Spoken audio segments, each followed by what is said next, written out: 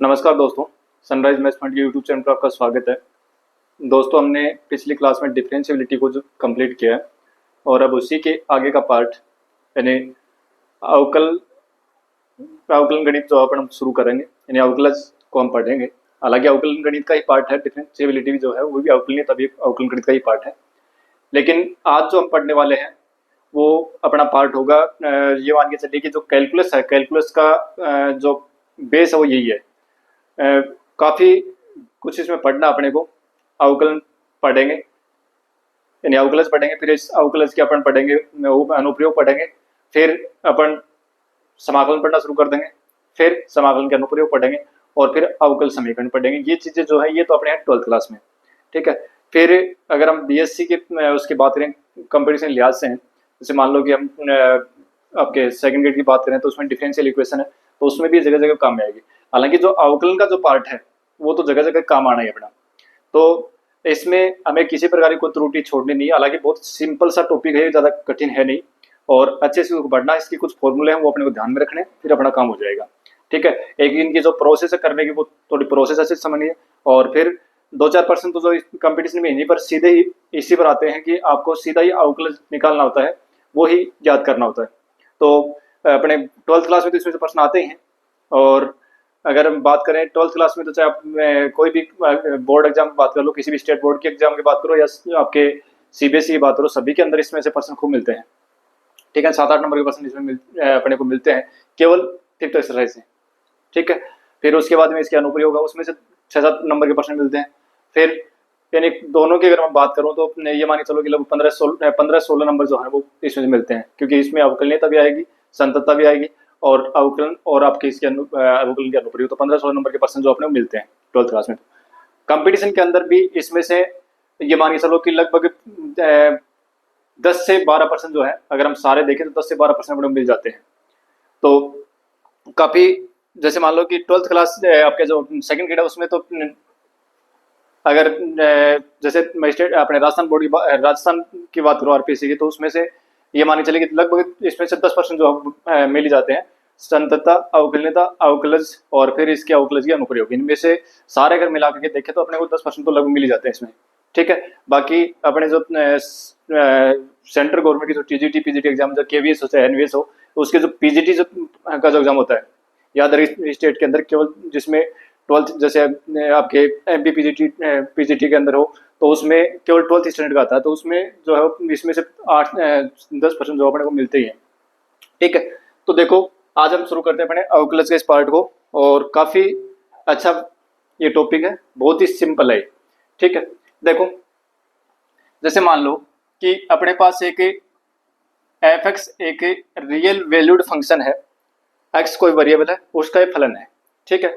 इसको अगर मैं y से लिखूं, यानी y is equal to f x, कि y एक दूसरा चर हो गया और x जो है वो एक चर है, ये स्वतंत्र चर हो गया, तो एफ एक्स जो है वो क्या हो गया, x का एक फलन हो गया। उस एफ एक्स को हमने क्या कहा, y का, y जो वो आश्रित चर हो गया, ठीक है। यानी y डिपेंड कर रहा है किसके ऊपर, x के ऊपर, ठीक है। अब देखो, अगर इस x में हम थोड़ा सा परिवर्तन करें, x में परिवर्तन करें तो निश्चित रूप से y में परिवर्तन होगा, ठीक है। हम मान लेते हैं कि x में हमने डेल्टा x परिवर्तन कर दिया, तो y के अंदर डेल्टा y परिवर्तन हो जाएगा, delta y is equal to f x plus delta x, ठीक है। हमने x में डेल्टा x की हमने वृद्धि कर दी, तो y में भी वृद्धि होगी, ठीक है। इसको देते हैं समीकरण 1 और इसको देते हैं समीकरण 2। समीकरण 1-2 में से अगर हम 1 को घटाएं तो देखो y से y कट जाएगा, डेल्टा y आएगा सीधा, और F x plus delta x minus f x, ठीक है।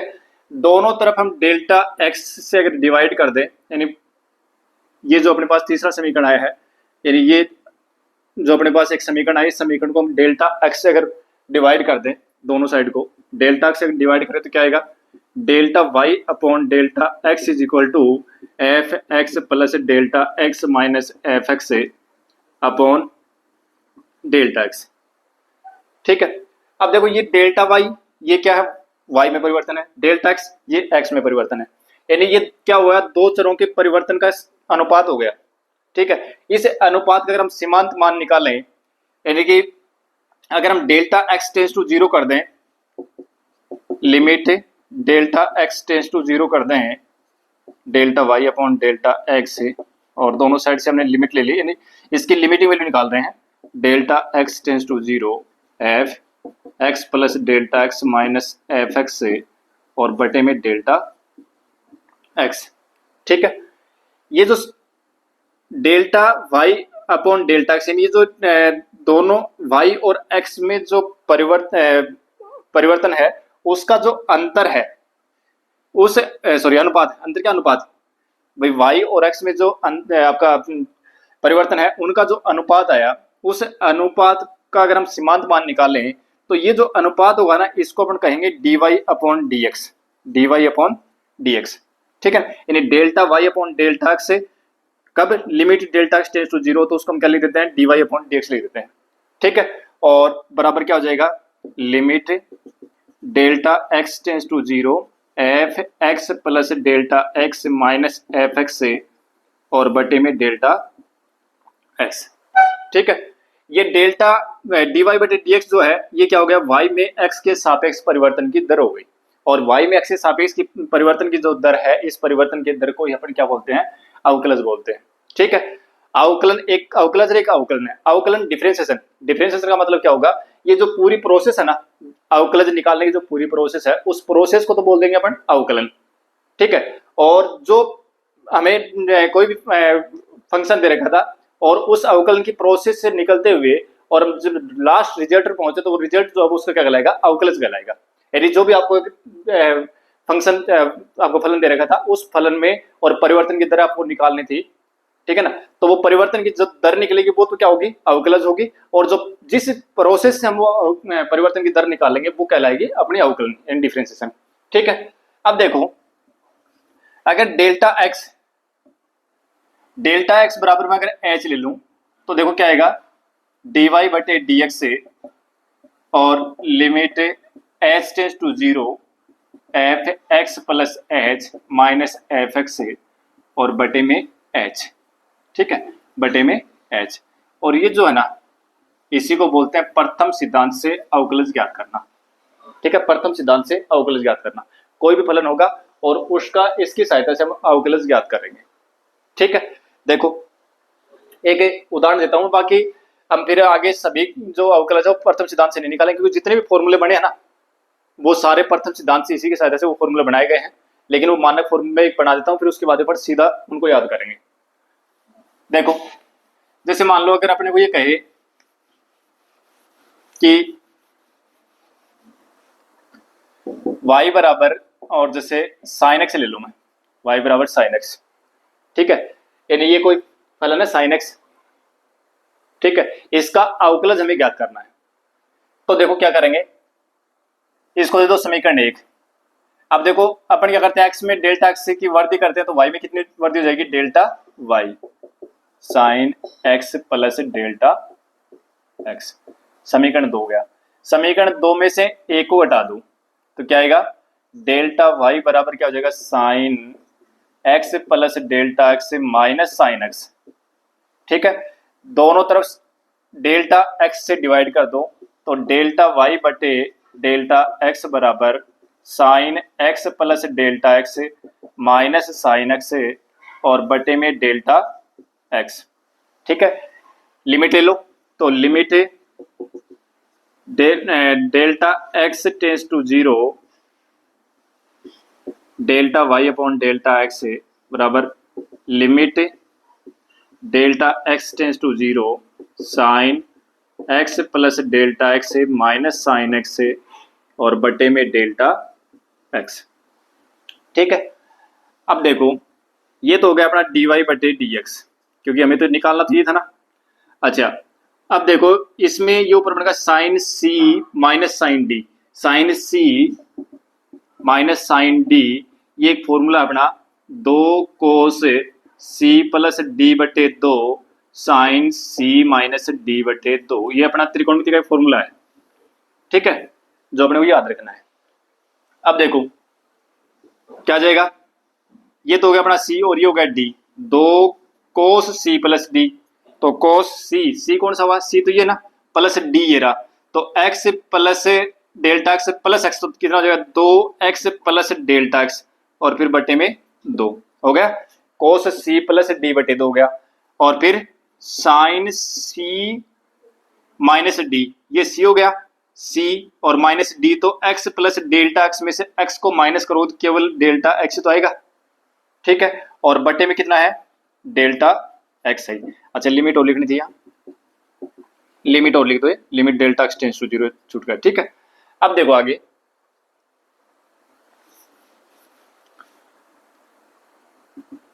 डी वाई बटे डी एक्स से बराबर,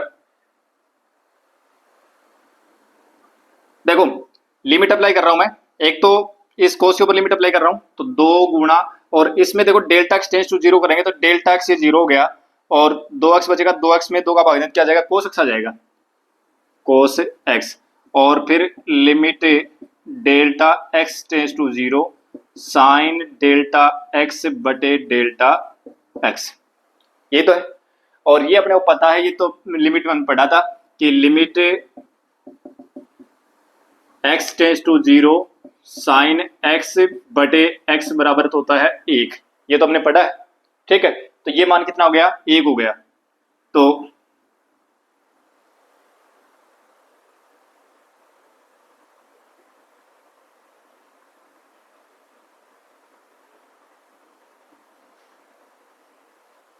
एक मिनट थोड़ा ध्यान देना भी, एक थोड़ी सी त्रुटि हुई इसमें, देखो 2 कोस सी प्लस डी बटे 2 ना, और ये होगा फॉर्मूला जो मैंने लिखा था, फॉर्मूला क्या था, साइन सी और माइनस साइन डी,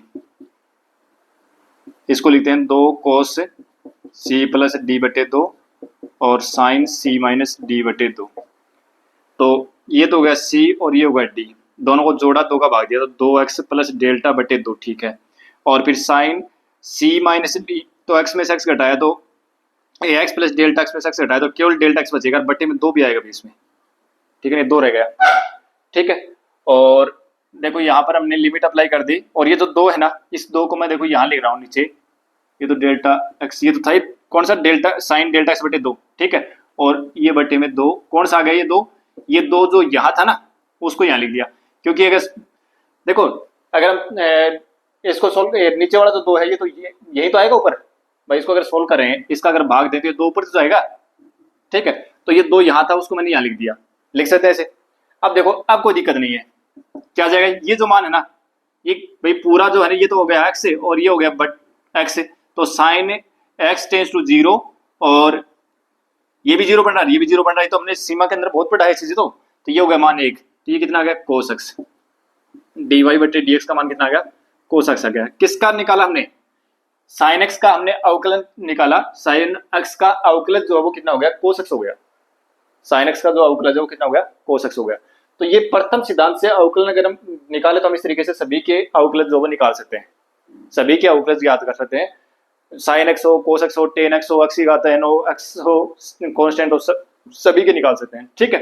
तो अब ये चीजें जो है एग्जाम में नहीं पूछी जाती कि प्रथम सिद्धांत से आप अवकलज ज्ञात करो, नहीं पूछी जाती, पुराने टाइम में लगभग 2006-07 में, और इसमें से एक प्रश्न आता था, बड़ा प्रश्न 12वीं क्लास में राजस्थान बोर्ड के अंदर, जो एक बड़ा प्रश्न आया करता था, और प्रथम सिद्धांत से अवकलन ज्ञात करना ही वो आता था, ठीक है। उसमें किसी की भी पूछ सकते थे, साइन एक्स को मैंने छोटा सा लिखा है, और भी कोई भी आपको एक फंक्शन देता है और उसका अवकलज जो निकालना है वो प्रथम सिद्धांत से निकालना, उस समय आया करते थे, लेकिन आजकल ये प्रश्न नहीं आते।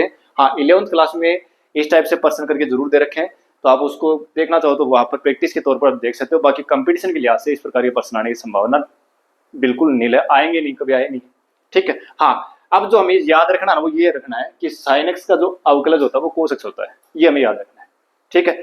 अब मैं सीधे कुछ अवकलज है सीधे अपने को याद रखना है, वो मैं लिख रहा हूं,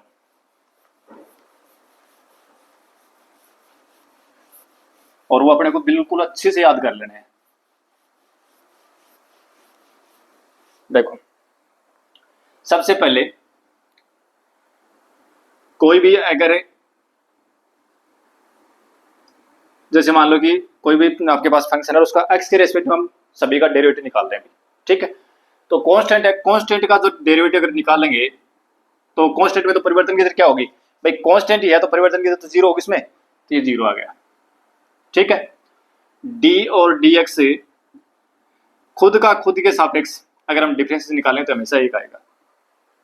ठीक है, डी और डी एक्स से अगर हम निकालें एक्स की पावर एन, एक्स की पावर एन, एक्स की पावर एन, एक्स के रेस्पेक्ट में अगर इसका डिफरेंस करें, यानी इसका अगर हम डेरिवेटिव निकालें, इसका अवकलज ज्ञात करें एक्स की घात एन का, तो क्या आएगा, घात तो ले आओ पहले और एक घात को घटा दो, यानी एक घटा दो, इसमें से घात में से घटा दो।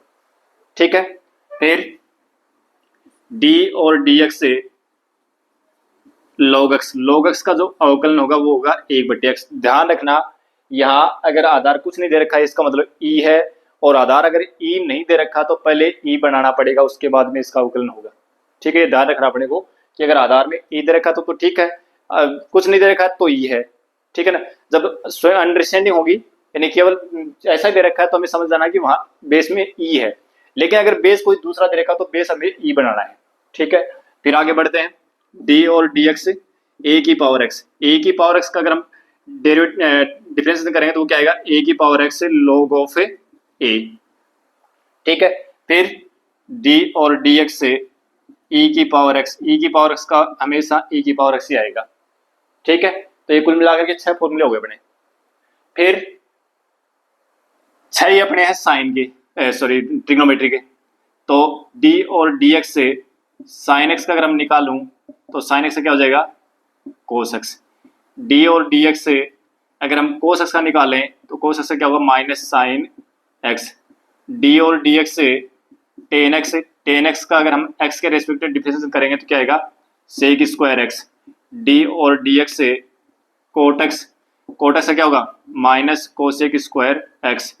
डी और डी एक्स से सेक एक्स, सेक एक्स से क्या होगा, सेक एक्स से टेन एक्स। फिर डी और डी एक्स से कोसेक एक्स, कोसेक एक्स का क्या होगा, माइनस कोसेक एक्स से कोट एक्स। इन 6 ट्रिग्नोमेट्रिक फंक्शन है, इनके सभी के जो डेरिवेटिव इस प्रकार से आएंगे, साइन का कोस होगा, कोस का माइनस साइन होगा, टेन का सेक स्क्वायर एक्स होगा, कोट का माइनस कोसेक स्क्वायर एक्स होगा, सेक एक्स का सेक एक्स टेन एक्स होगा, कोसेक एक्स का minus cosec x cot x होगा। ठीक है, यानी माइनस देखो 3 जगह रहा है, जहां पर आपको सी लिखे ना, को नजर आए उसमें माइनस आ रहा है, बस को का जो आपका डिफरेंस कर रहे हो माइनस आ रहा है। ठीक है, तो कोस का माइनस साइन, कोट का माइनस कोसेक स्क्वायर एक्स और कोसेक का माइनस कोसेक कोट एक्स। ठीक है, तो 6 ये है, याद रह जाएंगे। अब देखो 6 और लिख रहा हूं मैं, इनवर्स फंक्शन। ठीक है ना, उसके भी मैं ये लिखता हूं, डी और डी एक्स से साइन इनवर्स एक्स। अपना जो साइन इनवर्स यानी प्रतिलोम त्रिकोणमितीय फलन, इनवर्स ट्रिग्नोमेट्रिक फंक्शन जो हमने एक्सरसाइज सेकंड जो है उसको हमने पढ़ लिया है। ठीक है ना, वहां पर हमने चर्चा करी थी। तो साइन इनवर्स एक्स का क्या होगा, 1/रूट ऑफ 1 माइनस एक्स स्क्वायर। लेकिन यहाँ पर कंडीशन जरूर ध्यान रखना कि mode of x is less than 0, यानी मोड ऑफ एक्स का जो मान ना, सॉरी लेस देन 0 नहीं, less than 1, mode of x का जो मान है वो 1 से कम आना चाहिए। मतलब देखो अगर मोड एक्स का मान अगर 1 से ज्यादा हो जाएगा, जैसे -2 ले लें, एक्स का मान -2 ले लें, तो -2 का स्क्वायर कितना हो जाएगा, 4 हो जाएगा। 4 1 में 4 हटाओगे तो माइनस आएगा, तो वर्गमूल में माइनस वाली संख्या आएगी, तो वर्गमूल में माइनस वाली संख्या होगी तो काल्पनिक संख्या होगी ना। तो इसलिए ये ध्यान रखना कि साइन इनवर्स एक्स का अवकलन 1/रूट ऑफ 1 माइनस एक्स स्क्वायर तो होगा, साथ में कंडीशन ये भी आएगी। ठीक है, इसी प्रकार से कोस एक्स का क्या होगा, डी और डी एक्स से कोस इनवर्स एक्स, वो क्या होता है 1/रूट ऑफ 1 माइनस एक्स स्क्वायर, लेकिन यहां माइनस लगेगा। ठीक है, फिर डी और डी एक्स से ten x, tan inverse x, tan inverse x का होगा 1/1 प्लस एक्स स्क्वायर। ठीक है, इसमें एक्स जो है ना वो कोई भी रियल नंबर हो सकता है, एक्स जो है वो कोई भी रियल नंबर हो सकता है। ठीक है, डी और डी एक्स से कोट इनवर्स एक्स, डी और डी एक्स से कोट इनवर्स एक्स से, तो क्या जाएगा 1/1 प्लस एक्स स्क्वायर, ये का ये आएगा लेकिन माइनस लग जाएगा। ठीक है, फिर डी और d x sec inverse x, sec inverse x, ये आएगा 1/x root of x square minus 1, ये आएगा। अब इसमें भी कंडीशन ध्यान रखना कि मोड ऑफ एक्स जो है वो क्या होगा, हमेशा ग्रेटर देन 1 होगा, एक से बड़ा आएगा, ठीक है।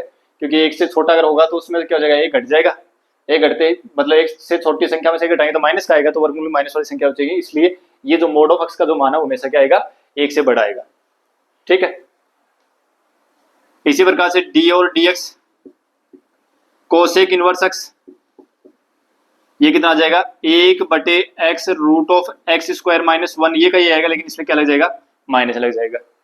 तो देखो इनमें भी जहां को नजर आ रहा है ना, सीओ सीओ सीओ, इनमें सब में माइनस है, बाकी सारे प्लस क्या है, ठीक है। तो आप इस तरीके से इनको याद रख सकते हैं, क्योंकि ये फॉर्मूले जो है ना इनमें माइनस और प्लस का जो है ना वो थोड़ा सा सिस्टम सेट करना है, याद रखना पड़ेगा, क्योंकि जैसे हम इंटीग्रेशन शुरू करेंगे तो यहाँ पर जब इंटीग्रेशन जो होता है क्या होती है, आपकी डिफरेंशिएशन की अपोजिट प्रोसेस होती है, ठीक है ना। जो अवकलन होता है उसका उल्टा समाकलन होता है, तो जब वहां पढ़ेंगे तो इनके फॉर्मूले उल्टे हो जाएंगे, और उल्टे होते फिर क्या होगा, ये चिन्ह जो है ना ये गड़बड़ करेंगे, तो इसलिए यही इनको पहले अवकलन वाले जो फॉर्मूले जो है ना कुछ चिन्हों को अच्छे से दिमाग में बिठा लेना, गलती वहां चिन्हों की होगी, ठीक है। तो यहाँ पर पहले चिन्हों को अच्छे से दिमाग में बिठा लेना, ठीक है।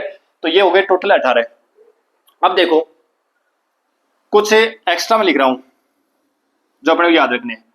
देखो एक तो हमेशा रूट एक्स अगर हो डी और डी एक्स, बस इसको फॉर्मूले के तौर पर याद रख लो कि रूट एक्स का अगर हमें अवकलन करना हो तो हम अवकलन तो करेंगे इस एक्स की घात n फॉर्मूले से, ठीक है ना। लेकिन हम इसको सीधा याद रख लेते हैं, 1/2 रूट ऑफ एक्स, 2-4 बार लिखोगे याद हो जाएगा। रूट एक्स का अवकलन अगर हम करते हैं तो एक्स की घात n फॉर्म से करते हैं, एक्स की घात n मतलब एक्स की घात 1/2, अवकलन करें तो घात पहले आएगी, और एक कम करें तो 1/2 में से एक कम करें तो माइनस का 1/2 बचेगा, नीचे लेके आएंगे तो प्लस का हो जाएगा, ठीक है ना। तो चीज ये आनी है। अच्छा एक तो ये याद रखना है, एक डी और डी एक्स, जब भी आपको 1/x दिखे ना, 1/x, तो इसका अवकलन करना, तो इसको देखो पहले x को ऊपर लेके जाओगे तो माइनस का x की घात -1 हो जाएगी, ठीक है। फिर समाकलन करो तो घात पहले आएगी और एक घात माइनस करनी है, तो क्या हो जाएगा, फिर इसका जो अगर अवकलन आएगा वो आएगा -1/x², ठीक है। और अगर जैसे मान लो कि d और dx 1/x² है, इसका करना है तो x की घात n फॉर्मूले से होगा, ठीक है ना। तो इसको अपने को याद रखना -2/x3, मतलब ये तो जरूरत नहीं है, पर इतना सा जरूर याद रखना, बार बार इनकी जरूरत पड़ेगी। 1/x का अवकलन क्या होता है, रूट एक्स का क्या होता है, इनकी जरूरत पड़ेगी, ठीक है। ये हो गया। ये तो देखो अपने को वर्तमान में आपकी जो एनसीईआरटी की बुक हो और चाहे आपकी स्टेट बोर्ड की बुक हो, ठीक है ना, उन सभी में वर्तमान में यही है, यही चीजें चल रही हैं। लेकिन पुराने सिलेबस के अंदर और अपने पास अति परवलिक फलन भी होते थे, हाइपरबोलिक फंक्शन भी होते थे, ठीक है। जब हाइपरबोलिक फंक्शन की हम बात करते हैं तो यहाँ पर तो वो नहीं आते, हालांकि कंपटीशन में भी उनके क्वेश्चन आजकल बहुत कम हो गए हैं, बहुत रेयर केस पूछ जाते हैं, ठीक है ना। लेकिन उनकी जरूरत पड़ती है जब हम कॉलेज की जो मैथमेटिक्स पढ़ते हैं ना, वहां उनकी जरूरत पड़ती है, बार बार वो काम में आते हैं। और वो फॉर्मूले जो है ना बच्चों के, अब वर्तमान में जो बच्चे पढ़ रहे हैं उनके सामने बड़ी दिक्कत होती है कि वो फॉर्मूले कभी देखे नहीं होते वो, ठीक है। तो वो फॉर्मूले में लिख रहा हूँ कुछ, वो भी अपने को याद रखने हैं, ठीक है। देखो डी और d x sine hyperbolic x, sine hyperbolic x, ठीक है। इसका क्या होगा, कोस हाइपरबोलिक एक्स होगा। डी और डी एक्स से कोस हाइपरबोलिक एक्स, इसका क्या हो जाएगा, साइन हाइपरबोलिक एक्स। और डी और डी एक्स से टेन हाइपरबोलिक एक्स, इसका क्या हो जाएगा, sec square, sec hyperbolic square x, ठीक है। डी और डी एक्स से कोट हाइपरबोलिक एक्स, तो ये आएगा कोसेक हाइपरबोलिक स्क्वायर एक्स, लेकिन माइनस लग जाएगा। डी और डी एक्स से सेक हाइपरबोलिक एक्स, तरीका तो वही है, ठीक है, उसी तरीके से लिखे जाएंगे भी। तो सेक हाइपरबोलिक एक्स से और टेन हाइपरबोलिक एक्स, डी और डी एक्स से कोसेक हाइपरबोलिक एक्स से, तो ये क्या हो जाएगा, कोसेक हाइपरबोलिक एक्स से और कोट हाइपरबोलिक एक्स, ठीक है। ये माइनस आएंगे, ये भी माइनस का आएगा और ये भी माइनस का आएगा, ठीक है, ध्यान दे लेना, थोड़ा माइनस का है ये भी, ठीक है, माइनस का, यानी कि ऊपर वाले तीन है ना, ये तो आएंगे तीनों प्लस में और ये तीनों आएंगे माइनस में। तो ये कुल मिला करके, और मैंने 26 फॉर्मूले मैंने लिख दिया बोर्ड के ऊपर। अब अगर हम अवकलन अगर पढ़ना है तो हमें ये सारे के सारे जो फॉर्मूले ना, ये इतने फॉर्मूले तो याद होनी चाहिए ये तो, ठीक है। इन ये अगर नहीं है तो भी काम चल जाएगा, क्योंकि इनमें से प्रश्न आने की संभावना बहुत कम रहती है। अपने जो बोर्ड के जो एग्जाम होते हैं उनमें तो आते नहीं है, ठीक है। बाकी कंपटीशन में देखने को मिलते हैं कई बार, और कंपटीशन में भी कहाँ देखने को मिलते हैं, यह जरूरत पड़ती है उसकी, जब कॉलेज वाले मैथमेटिक्स पढ़ते हैं ना, वहां पर भी जरूरत पड़ती है। तो पहले सिलेबस में हुआ करते थे 2012-11 से पहले का जो सिलेबस चलता था अपने स्टेट बोर्ड का, उसमें हुआ करते थे पहले, ठीक है। अब देखो इन फॉर्मूलों पर आधारित कुछ प्रश्न करते हैं अपन। देखो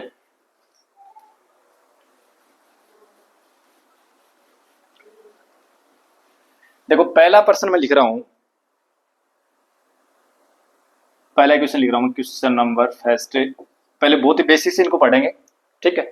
देखो पहला क्वेश्चन मैंने लिखा कि y बराबर e की पावर x स्क्वायर, इसका हमें निकालना है अवकलन, dy बटे dx का मान हमें ज्ञात करना है, ये ज्ञात करना है, ठीक है।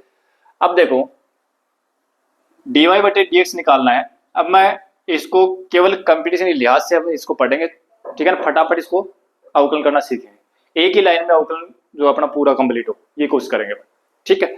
देखो e की पावर x स्क्वायर, तो ये पूरा एक बार जो x स्क्वायर है इसको पूरे को अक्ष मान लो कि इतना अक्ष है, तो e की पावर x फॉर्म बन गई ना, ठीक है। यानी यूं कह सकते हो आप इसको, एक बार मैं थोड़ा सा समझाने लिख देता हूं, ऐसे लिखेंगे ना, हाँ, यानी दोनों तरफ के सापेक्ष इसका अवकलन कर दिया। अब देखो e की पावर x होगी तो e की पावर x का क्या होता है, e की पावर x ही होता है, ठीक है, हो गया। फिर d और dx, अब इस पावर में भी चलो x स्क्वायर का करना पड़ेगा, ठीक है ना।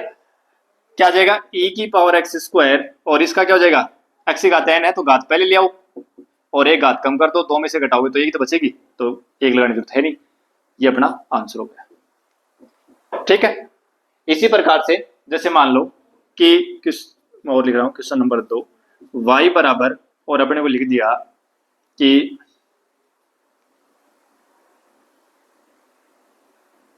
x की घात 5/2, x की घात 5/2, इसका अवकलन करना है, ठीक है। तो इसका तो खैर सीधा ही हो जाएगा, dy बटे dx सीधा ही है, इसमें तो कोई दिक्कत है नहीं। घात पहले ले आओ 5/2 और एक कम कर दो, 5/2 में से एक कम कर दो तो 5/2, और x की घात कितनी हो जाएगी 3/2, ठीक है। इसी तरीके से इनको याद रखो कि घात को पहले ले आओ, एक घात में से एक माइनस करना है।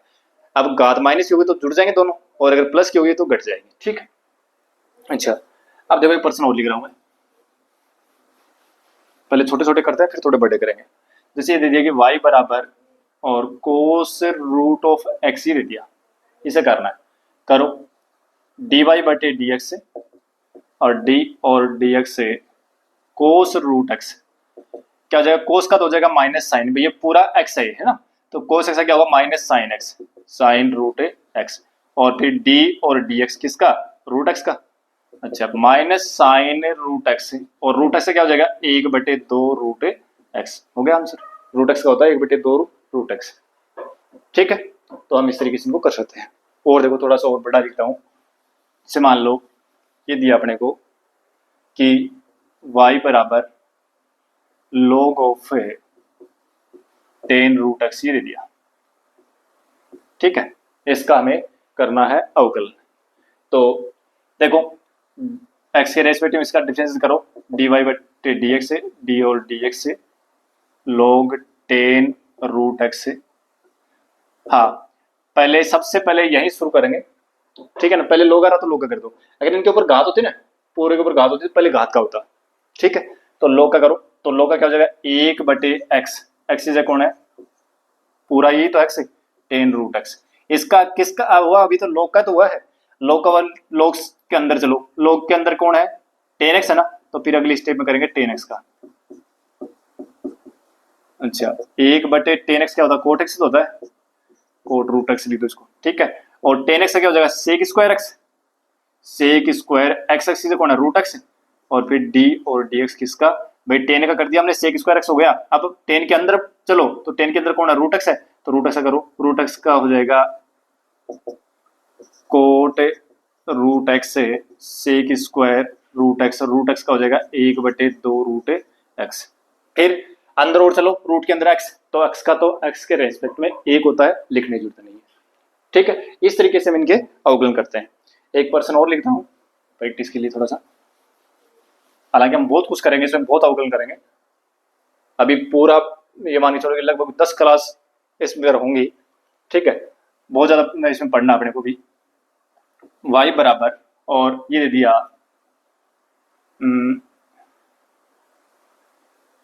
e की पावर 10 और log of x log of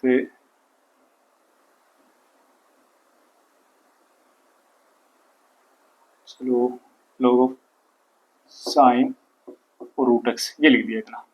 ठीक है, इतना बड़ा करते हैं इसको, काफी बड़ा बना दिया मैंने। e की power 10 log sine root x. ठीक है, 10 के log कोण में कौन है, log है, फिर log के अंदर कौन है, साइन एक्स है, फिर साइन कोण में कौन है, रूट एक्स है।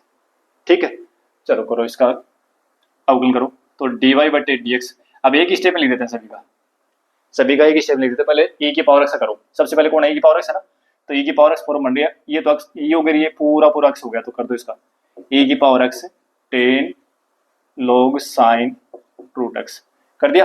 फिर आ जाओ 10 के पास, इसी घात में, चलो घात में सबसे पहले कौन है 10, तो 10 का क्या हो जाएगा, सेक स्क्वायर एक्स, क्या सेक स्क्वायर एक्स से कौन है, log साइन रूट एक्स, ये तो है एक्स की जगह। अच्छा 10 का हो गया, अब चलो log के पास, अब ये सारे गुणा में आ रहे हैं। ठीक है, गुणा log एक्स क्या होता है, 1/x क्या होता है, log एक्स क्या होता है, log एक्स का अवकलन 1/x होता है ना, तो 1/साइन रूट एक्स है। आप फिर साइन एक्स करो, साइन एक्स हो जाएगा कोस रूट एक्स है, और फिर रूट एक्स से क्या हो जाएगा 1/2 रूट एक्स।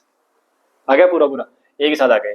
यूं लिख सकते हो e की power 10 log sine root x और sec square log of sine root x, और ये कोस बटे साइन क्या होता है, कोट, क्या कोट रूट एक्स, और बटे में कितना बच गया, बटे में 2 रूट एक्स, ये इसका क्या हो गया, आंसर हो गया। ठीक है, इस तरीके से हम इनके अवकलन निकालेंगे। ये अवकलन जो है ना, ये तभी निकलेंगे जब आप ये सारे के सारे जो फॉर्मूले हैं ये अच्छे से दिमाग में बैठा होगे, ये अच्छे से याद है, तो ये 4 क्वेश्चन जो है सोल्व हो जाएंगे। तो आज की क्लास को अपन देते हैं फिर आप, और मिलते हैं नेक्स्ट क्लास में। ध्यान रखें, फॉर्मूलों को अच्छे से दिमाग में याद कर लेना है, एकदम से याद कर लेना, कोई भी छूटना नहीं चाहिए। तो मिलते हैं नेक्स्ट क्लास में, थैंक यू।